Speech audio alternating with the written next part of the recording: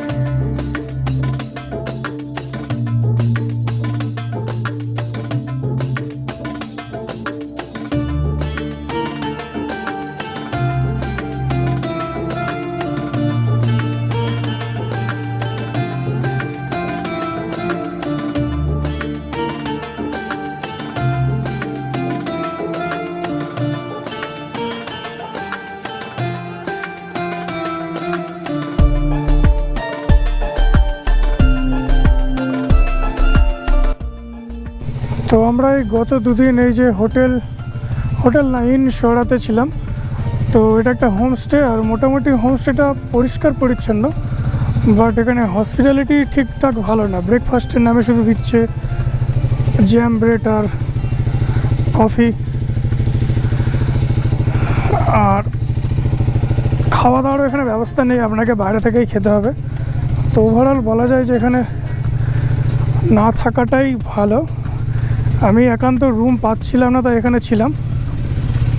আর আজকে আমাদের ডেস্টিনেশন, আমরা চেষ্টা করব শিলিগুড়ি পর্যন্ত পৌঁছে যাওয়ার। আর এখান থেকে শিলিগুড়ির ডিস্টেন্স প্রায় 548 কিলোমিটার, আর 14 ঘন্টার জার্নি। আর আমাদের জার্নিটা স্টার্ট করতে করতে বেজে গেল সকাল 9টা। সত্যি কথা বলতে আর একদিন প্ল্যান ছিল মেঘালয় থেকে এক্সপ্লোর করার। মেনলি আমার ইচ্ছে ছিল যে দাউকি রিভার আর ব্যাম্বু ট্রেকিং দুটো করা, কিন্তু দুটো এমনই ডিস্টেন্স যে কোনো একটা আপনি করতে পারবেন। অ্যাকচুয়ালি কালকে ওই যে ডবল ডেকার লিভিং রুট ব্রিজটা অনেকটা ভারী পড়ে গেছে, কারণ মানে পায়ের অবস্থা খুবই খারাপ। আমি তো মানে হাঁটতেই পাচ্ছি না। 3500 স্টেপ উপরে যাওয়া, আবার ফের 3500 স্টেপ নিচে আসা, প্রায় 7000 স্টেপস। সত্যি কষ্টকর। মানে কেদারনাথ ট্রেক করেছিলাম, অবশ্যই কষ্টকর, এটাও কিছু কম কষ্টকর না, কারণ এটা প্রথমে কন্টিনিউ নিচে নামতে হবে 3500 স্টেপ, আবার কন্টিনিউ উপরে উঠতে হবে। তো ওর কারণে কী হয়েছে, শরীরটা সিরিয়াসলি খুব খারাপ হয়ে গেছে, মানে শরীর আর টানছে না, দিচ্ছে না। আর যেহেতু সোলো করছি, তো আর রিস্ক নিতেও ঠিকঠাক ইচ্ছে করছে না। আবার একদিন যাব, গিয়ে ওখানে ব্যাম্বু ট্রেকিং তো আমি করতেই পারবো না, মানে পায়ের যা ব্যথা, পায়ের যা কন্ডিশন, ব্যাম্বু ট্রেকিং করতে পারবো না। আমি রীতিমতো যখন সিঁড়ি দিয়ে নামছিলাম হোটেল, মানে আমাদের হোমস্টে থেকে, তখন খুঁড়িয়ে মানে একটা এক্সট্রা স্টেপ করে নামছিলাম। তো পায়ের অবস্থা সত্যি খুব খারাপ, আর ওভারঅল শরীরটাও ঠিক যাচ্ছে না, কারণ কালকে পুরো কন্টিনিউ প্রচণ্ড পরিমাণে ঘেমেছি। যখন উপরে উঠেছিলাম হালকা বৃষ্টি হয়েছে, হালকা বৃষ্টিতেও ভিজেছি। যখন আবার গাড়ি চালিয়ে হোমস্টের জন্য ফিরছিলাম তখন প্রচণ্ড ঠান্ডাও ছিল। কাল রাতে তো প্রায় 14 ডিগ্রি পর্যন্ত ঠান্ডা নেমেছিল। তো ওভারঅল শরীরটা খারাপ করে গেছে হালকা, আর ওই জন্য আজকে আমি আর রিস্ক নিচ্ছি না, কারণ আবার শিলং থেকে প্রায় 65-70 কিলোমিটার দূরে দাউকি, দাউকিটা করার ইচ্ছা ছিল, কিন্তু আর সত্যি কথা বলতে মন থেকে আর ইচ্ছে হচ্ছে না। আজ আমরা কিন্তু শিলিগুড়ি পর্যন্ত যে রাস্তা দিয়ে এসেছিলাম সেই রাস্তা দিয়ে ফিরবো না, মানে যেটা আমরা সেবক রোড হয়ে যেটা করোনেশন ব্রিজ হয়ে এসেছিলাম, তো ওই রাস্তা দিয়ে ফিরবো না, আমরা এবারে ফুলবাড়ি রাস্তা দিয়ে ফিরবো, মানে জলপাইগুড়ি কোচবিহার পার করে গিয়ে ফুলবাড়ি রাস্তা দিয়ে ফিরবো। আর এই রুট দিয়ে ফিরলে একটু ডিস্টেন্সটাও কম হয়, কিন্তু রোড কন্ডিশনটা ঠিক আমার জানা নেই। আমি রোড কন্ডিশনটা একবার আপডেট দিয়ে দেবো আপনাদের যে কেমন রোড কন্ডিশন আছে এখন। মেঘালয় ঘোরার বেস্ট টাইম এরকম অক্টোবর, নভেম্বর, ডিসেম্বরের দিকে, কারণ এই সময়টায় বৃষ্টি খুব কম হয় আর ওয়েদারও ম্যাক্সিমাম টাইম ক্লিয়ার থাকে। আর এখানে আরেকটা জিনিস লক্ষ্য করছি, এখন সকালের দিকে একদম মানে ফ্রেশ ওয়েদার, একদম পরিষ্কার ওয়েদার। কোনো এই 4:30 5টা বাজবে তখন থেকে ওয়েদারটা একটু ডাল হতে শুরু করে, মানে হালকা বৃষ্টিপাত হয়। তারপর আবার যখন 7টা 8টা বেজে যায় তারপর আবার আকাশ ক্লিয়ার হয়ে যায়, একদম মানে উপরে তারা গুনতে পারবেন এরকম ওর ওয়েদার ক্লিয়ার হয়ে যায়। উফ, সামনে ভ্যালিটা দেখুন একবার, অসাধারণ অসাধারণ।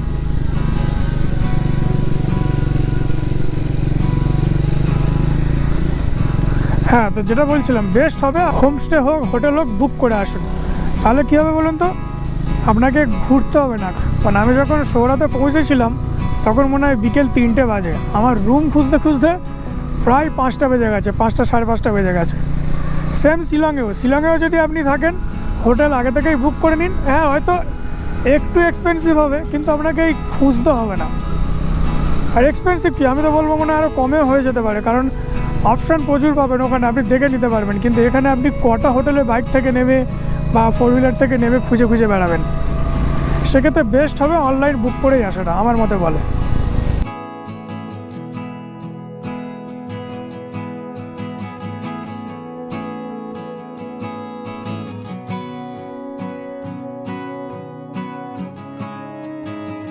শিলংয়ে পৌঁছে গিয়েছি আর এখন ঘড়িতে বাজে 10টা। 1 ঘন্টার মধ্যে আমরা শিলংয়ে চলে এসেছি।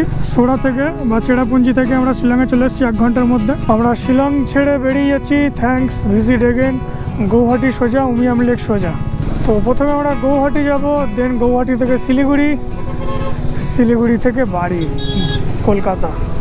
এটা আই থিঙ্ক মেঘালয়ের শেষ টোল প্লাজা। আমরা আর কিছুক্ষণের মধ্যেই হয়তো আসামে এন্টার করে যাব। মেঘালয় থেকে বেরিয়ে এসেছি আসামের মধ্যে, আর মেঘালয়ের জার্নিটা আমাদের এই পর্যন্ত ছিল। নাম্বার প্লেটগুলো দেখে বুঝতে পারছি সব এস দিয়ে শুরু, মানে আমরা মনে হয় আসামে এন্টার করে গেছি। স্পেসিফিক কোনো বর্ডার আছে বলে আমি ঠিক জানা নেই আমার। আই থিঙ্ক ওই যে টোল প্লাজাটা পার করলাম তারপর থেকেই মনে হয় আসাম শুরু।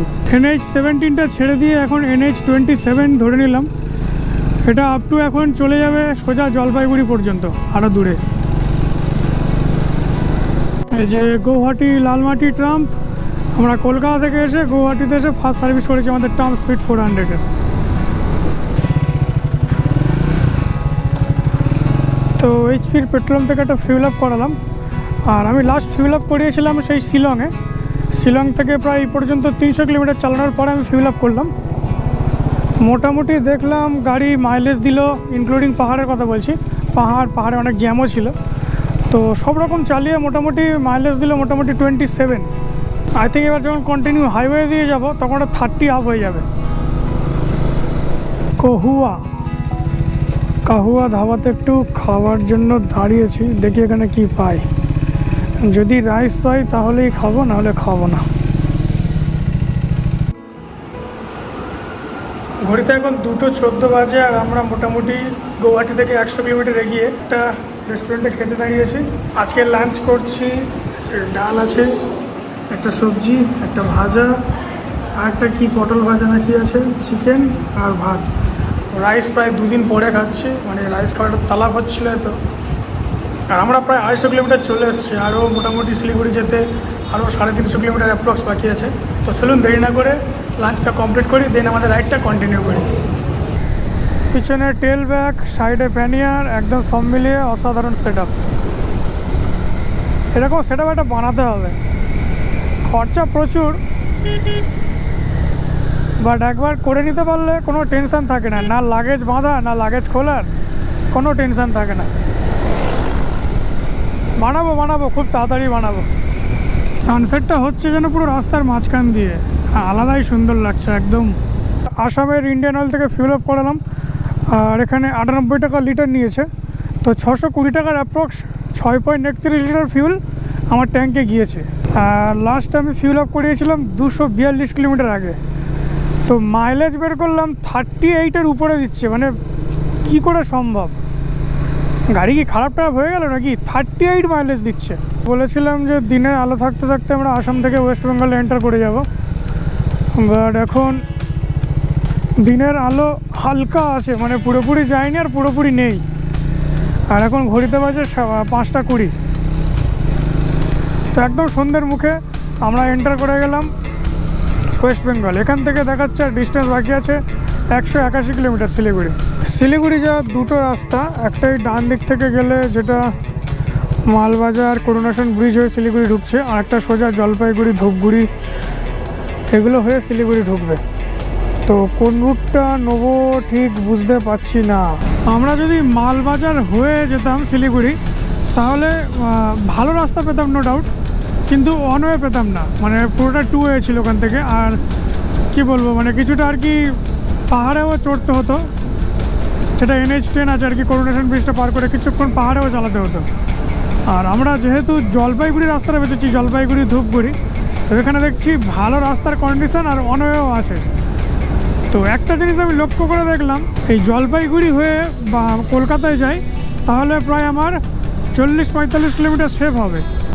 আমরা এখন জলপাইগুড়ি পৌঁছে গেছি, আর আমাদের হোটেল দেখাচ্ছে বাঁদিকে। একটা হোটেল আমি অনলাইন দেখেছি, তো ওখানে অন ফুট গিয়ে কোয়ারি করে কত কী প্রাইস আছে। ঘড়িতে এখন 8:40, আর আমরা এই যে সামনে জলপাইগুড়ির চিরাগদ্বীপ লজে আমি স্টে নেবো বলে চিন্তাভাবনা করেছি। আজকে টোটাল আমরা চেরাপুঞ্জি থেকে এই পর্যন্ত 583 কিলোমিটার রাইড করেছি। আর এই জলপাইগুড়ির থাকার ডিসিশানটা কেন নিলাম, শিলিগুড়ি কেন গেলাম না, সেই ব্যাপারটা আপনাদেরকে একটু খুলে বলছি। তার আগে আমি এখানে বাইকটা পার্ক করে দিই আর ফ্রেশ হয়ে আপনাদের সঙ্গে কথা বলছি। আজকে যখন আমি রাইডটা স্টার্ট করেছিলাম চেরাপুঞ্জি থেকে, তো আমাদের ডেস্টিনেশন ছিল শিলিগুড়ি। আর আমাদের ডেস্টিনেশন শিলিগুড়ি প্রপার না, আমাদের বাড়ি যেতে হবে কলকাতা পর্যন্ত, যেটা শর্টেস্ট রুট হবে। ভায়া জলপাইগুড়ি হয়ে গেলে আমাদের রুটটা শর্ট হবে। তো সেক্ষেত্রে দেখলাম যে জলপাইগুড়ির রাস্তাটা এখন নাকি ভালো হয়ে গেছে, মানে ভালো করে দিয়েছে। আগে নাকি রাস্তাটা ভালো ছিল না, তাই রাস্তাটার লোক কম ব্যবহার করতো। আর শিলিগুড়ি থেকে ডিস্টেন্স আমাদের বাড়ি পর্যন্ত 600 কিলোমিটার, তেমনি জলপাইগুড়ি থেকেও ডিস্টেন্স বাড়ি 600 কিলোমিটার। আমি যদি চেরাপুঞ্জি থেকে শিলিগুড়ি আসতাম তাহলে পৌঁছাতাম রাত 9:50। আমি জলপাইগুড়ি এসেছি, পৌঁছে গেছি রাত 8:30, মানে 1.5-2 ঘন্টা আগে আমি জলপাইগুড়ি পৌঁছে গেছি। কিন্তু নেক্সট দিনের যেটা ডেস্টিনেশন সেটার ডিস্টেন্স সেম, ওটাও 600 এটাও 600। তাই জন্য ডিসিশন নিলাম যে জলপাইগুড়িতেই থেকে যাবো। চিরাগদ্বীপ লজ বলে যে লজটা আছে সেখানে স্টে নিয়ে নিয়েছি। তো এখানকার রুমটা একটু দেখে, রুমটা একবার দেখে নিই। দরজা দিয়ে এন্টার করলে একটা টিভি, একটা ওয়ার্ড্রপ, আর এদিকে একটা ব্যালকনি ভিউ আছে বাইরের দিকে। এদিকে একটা আয়না বড়, আর এদিকে সব জিনিসপত্র রাখার একটা, মানে কি বলবো, একটা বেড টেবিল টাইপের একটা আছে। আর একটা কিং সাইজের বড় বেড আছে, উপরে এসি। আর বাথরুমটাও বেশ বড় আর পরিষ্কার পরিচ্ছন্ন, গিজারেরও ব্যবস্থা আছে। তো এই যে রুমটা দেখলেন আপনারা, এই রুমটা মাত্র 1300 টাকায় নিয়েছে। মানে প্রথমে আসলে 1450 টাকা বলছিল, কমাতে ডিসকাউন্টের কথা বললে তো 1300 টাকায় করে দিয়েছে। আর এসি টেসিও রয়েছে, তো ভাবলাম ঠিকই আছে মোটামুটি। আমার মনে হলো যেন ডিলটা ঠিকঠাকই আছে, তাই এই রুমেই আজকে থেকে গেলাম। তো আজকে জলপাইগুড়ির ডিনার হচ্ছে special chicken biryani, 2 piece chicken দিয়েছে আর সব কারি পাড়ি দিয়েছে। এদিকে একটু সিনেমা দেখবো। তো আজকে ডিনার করে ঘুমিয়ে পড়বো। এই ভিডিওটা কিন্তু এই পর্যন্ত না, আমি চেরাপুঞ্জি থেকে আপ টু বাড়ি পর্যন্ত ভিডিওটা একটা ভিডিওই করব। তো এখন জাস্ট ডিনারটা কমপ্লিট করে একটু ঘুমিয়ে পড়বো। দেখা হচ্ছে কাল সকালে ডাইরেক্ট মোটো ব্লগিং সেটআপে। তো morning friends, morning from Jalpaiguri. আর দেখতেই পাচ্ছেন রাইডিং জ্যাকেট প্যান্ট পরে আমি রেডি, বাট প্রচণ্ড ধুলো হয়ে গেছে, কিচ্ছু করার নেই। আর লাগেজে মোটামুটি রেডি হয়ে গেছে। আমরা জাস্ট এই সুন্দর রুমটা ছেড়ে দেবো। সত্যি খুব ভালো রুম ছিল, 1300 টাকায় ভালো ডিল ছিল একটা। ছেড়ে দিয়ে নিচে গিয়ে লাগেজ লোড করবো, দেন এখান থেকে বেরিয়ে যাবো। নিচটা হন্ডা সার্ভিস সেন্টার, উপরে লজ। এই যে আমরা জাস্ট আবার NH27টা ধরে নিলাম। এই ভিতর দিকে জাস্ট 500 মিটার ভিতরেই ছিল আমাদের হোটেলটা। সোজা গেলে India Bangladesh international border 300 meter. এখানে 300 মিটার ইন্ডিয়া বাংলাদেশের বর্ডার। আর ডান দিকে চলে যাচ্ছে 25 কিলোমিটার ঘোষপুকুর, 65 কিলোমিটার ইসলামপুর। বন্ধুরা, আমরা ইসলামপুর চলে এসেছি, আর এখন ঘড়িতে বাজে 11:17। আর আজকের দিনে আমাদের 100 কিলোমিটারও কমপ্লিট হয়ে গেছে। এই যে পাঞ্চি ধাবা, এখানকার খাবার দাবার মোটামুটি আমার ভালো লাগে, আগেও খেয়েছি এখানে, তাই এখন একটু ব্রেকফাস্টের জন্য এখান থেকেই কিছু খেয়ে নেবো, দেখি কী অ্যাভেলেবেল আছে। তো এখন দুপুর 12টা বেজে গেছে, ভাবলাম ব্রেকফাস্ট করব, কিন্তু ব্রেকফাস্ট না করে একেবারে লাঞ্চটাই করে নিই। তো লাঞ্চে আছে এই যে মটন থালি, এই যে মটন, সবজি, ডাল, স্যালাড। লাঞ্চটা করে নিই, করে নিয়ে ডাইরেক্ট মোটর ব্লগিং সেটআপে দেখা হচ্ছে। আর আমাদের এখনও বাড়ি যেতে প্রায় 450 কিলোমিটার বাকি আছে। এই ফ্লাইওভার দিয়ে চলে গেলে পূর্ণিয়া চলে যেতে হবে, এই বাঁদিকে সার্ভিস লেনটা নিয়ে নিতে হবে মালদা, রায়গঞ্জ, কলকাতার দিকে যাওয়ার জন্য। আর সামনেই মোড় আসবে, মোড় থেকে বাঁদিক চলে গেলে সোজা রায়গঞ্জ, মালদা। দেখুন ট্রাম স্পিড 400 একটা জিনিস দেখুন, মানে আমি একদম যাচ্ছি এখন নর্মালি 6th গিয়ারে, কত বলবো, 60-এ যাচ্ছি, মানে মনেই হচ্ছে না যে 60-এ যাচ্ছি, যাই হোক 60-এ যাচ্ছি। তো স্পিডটা কীভাবে অ্যাক্সেলারেশন হচ্ছে দেখুন, জাস্ট আমি থ্রটাল দিলাম, 6th গিয়ারে আছি, কোনো গিয়ার ডাউন করিনি, থ্রটাল দিলাম একদম স্লোলি, দেখুন 80 উঠে গেছে একদম, মানে স্মুথলি, কিছু এফর্ট ছাড়াই। এই যে 100 টাচ করে যাবে, মানে কি বলবো, অ্যাক্সেলারেশন দিচ্ছি না বললেই চলে, জাস্ট ধরে আছি 100, আরেকটু যদি ধরে থাকি, জাস্ট ধরে আছি, ঠিক আছে, কোনো অ্যাক্সেলারেশন নেই জাদা, একদম পুরো সামান্যভাবে ধরে আছে। 120 টাচ করে গেল, 120-তে ধরে আছি, মানে নর্মালি জেনারেলি একদম স্মুথলি।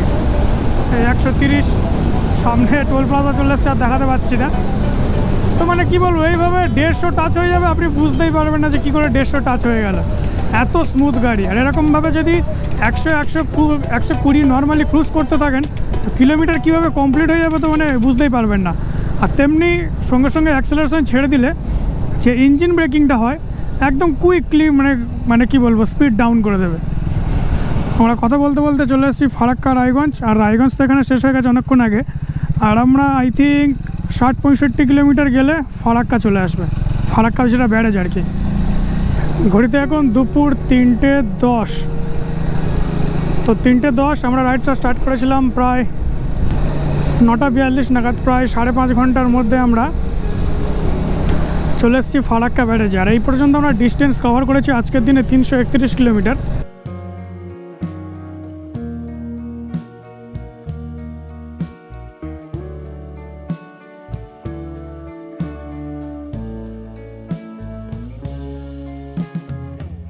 এইগুলো দেখুন, এগুলো সব দুধ কাটিয়ে ছানা, আর এইভাবে নিয়ে যাচ্ছে। মোটামুটি ধুলোবালি তো লাগছে, এটা দিয়ে মিষ্টি হবে, এটা দিয়ে আবার আপনারা খাবেন, আমরা খাবো। মানে কিছু কিছু জিনিস আছে যেটা কীভাবে তৈরি হচ্ছে আপনি যদি প্রপার দেখেন তো খাওয়ারই ইচ্ছে চলে যাবে, অনেক কিছু এমন জিনিস আছে। ঘুরে আসছে না দিক থেকে?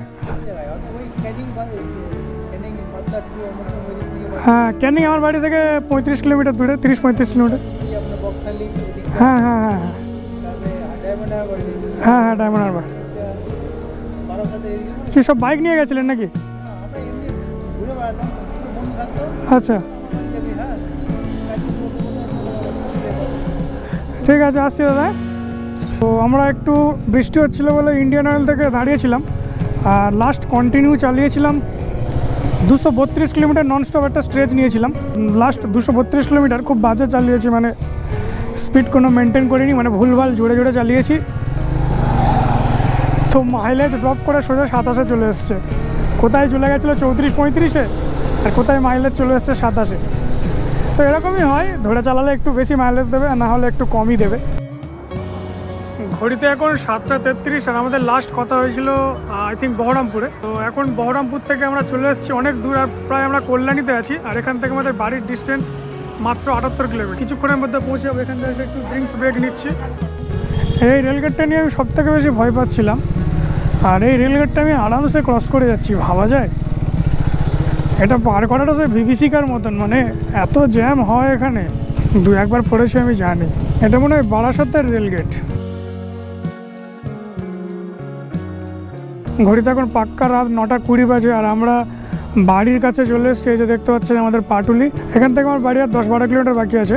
তো আজকে টোটাল আমরা জার্নি করেছি 647 কিলোমিটার, আর এখন ঘড়িতে বাজে 9:20। আমরা স্টার্ট করেছিলাম জার্নি 9:42-এ, মানে 12 ঘন্টারও কম সময়ে আমরা আজকে 647 কিলোমিটার কভার করে নিয়েছি। বাড়ি ফেরার জার্নি স্টার্ট করেছিলাম গতকাল মেঘালয় চেরাপুঞ্জি থেকে। কালকে আমরা এসেছিলাম জলপাইগুড়ি পর্যন্ত, আর আজকে আমরা এলাম জলপাইগুড়ি থেকে আমাদের বাড়ি পর্যন্ত, যদিও আমার বাড়ি আর 10 কিলোমিটার বাকি আছে। অলরেডি এই ভিডিওটা অনেক লম্বা হয়ে গেছে, তো কথা না বাড়িয়ে এই মেঘালয় সিরিজটা যদি একটুও কোথাও ভালো লেগে থাকে, আমার এই সোলো জার্নিটা একটুও যদি কোথাও ভালো লেগে থাকে, আমার ভ্লগ যদি একটুও কোথাও ভালো লেগে থাকে, তাহলে প্লিজ লাইক, শেয়ার আর কমেন্ট করুন, আর অবশ্যই সাবস্ক্রাইব করতে ভুলবেন না। ততক্ষণ সবাই খুব ভালো থাকুন, সুস্থ থাকুন। Thank you and good bye. আবার আসবো কোনো এক নতুন দিনের নতুন ব্লগ নিয়ে, নতুন ব্লগ সিরিজ নিয়ে। Good bye, good night.